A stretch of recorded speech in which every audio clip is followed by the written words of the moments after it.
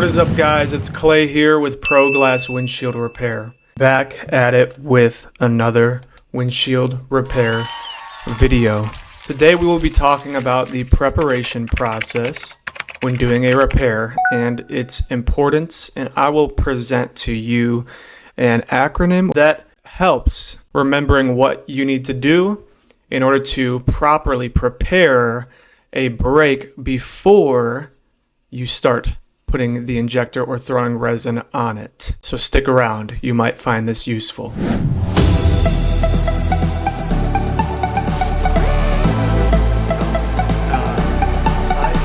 backing out your bits on the back, if you have a question,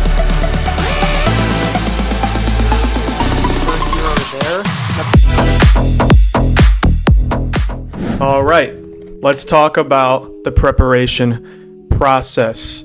First off, I really want to emphasize preparation is key, guys. When you are doing a rock chip repair or a crack repair, making sure you prepare it properly before you throw the injector on or resin on to do a flex fill. It is pretty much a majority of the repair is preparing it properly. If you do not prepare the brake properly, you could be trying to inject resin all day, but it might not fill exactly how you want it to. It most likely will not. Now, let's talk about the acronym.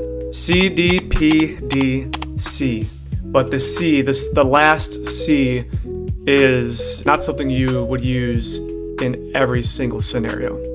CDPD and C stands for clean, drill, pop, dry, and connect.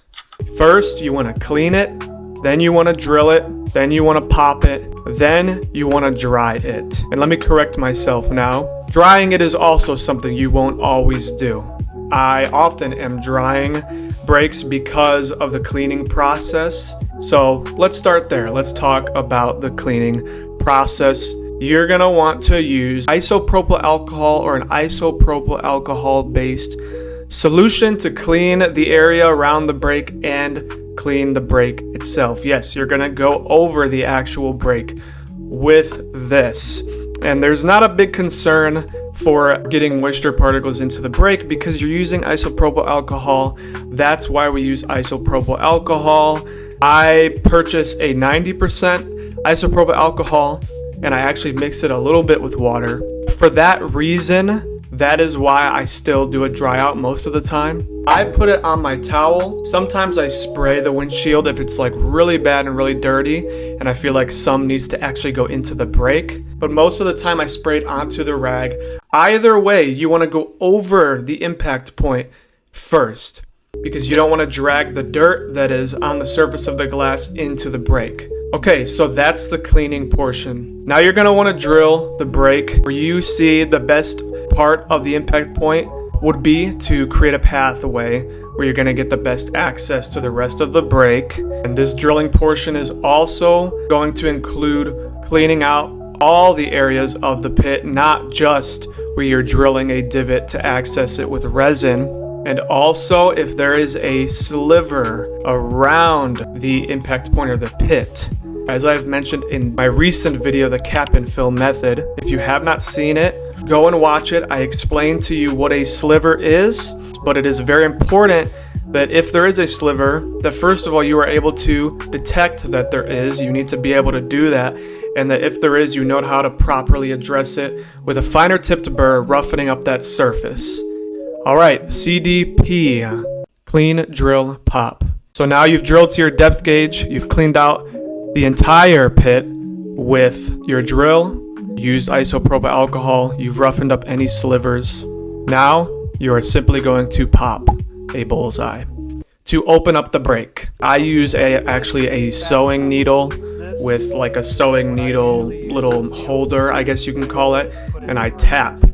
You may have seen me do this in my other videos, but I found that to be a great little tool to use to create a bullseye and open up the brake. Now you're going to want to dry out the brake. This is very simple. I use a little torch You're simply going to start by warming up the area around the glass. As you're warming up the brake itself and the area around the glass, then you're going to slowly hone in on the actual brake itself to bring it to a warm to hot temperature. You don't want to make it boiling hot where when you put your hand on it, it burns you, but you do want to get like a little sting when you touch it.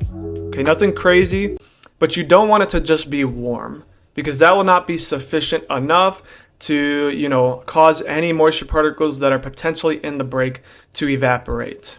Now that we've cleaned it, we've drilled it, we've popped it, and we've dried it, CDPD, the last step is connect. This step is going to be for when you have a brake that has legs. You're going to want to check by flexing those legs. Are those legs connected to the body?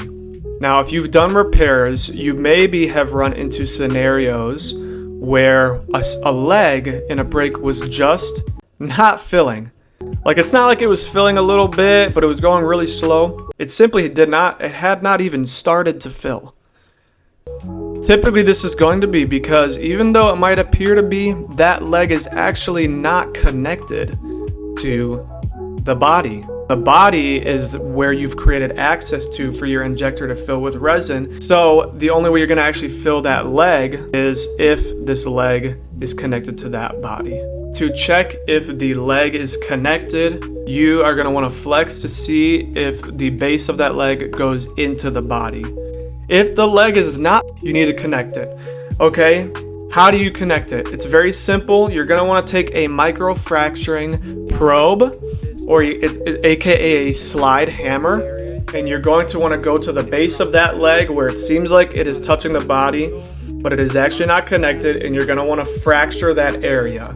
Okay, you're going to want to start by pulling the slide hammer up slightly and then dropping it, and if it's not breaking, you can pull it higher and higher until you see microfracture or a microfracture occur. Don't be worried about damaging the glass, because at the end of the day, if that leg does not fill, that is not a successful repair. So if you need to make a fracture, that is totally the absolute best decision and the right judgment call as a technician in order to get that leg filled properly. There you have it, guys. CDPD and C.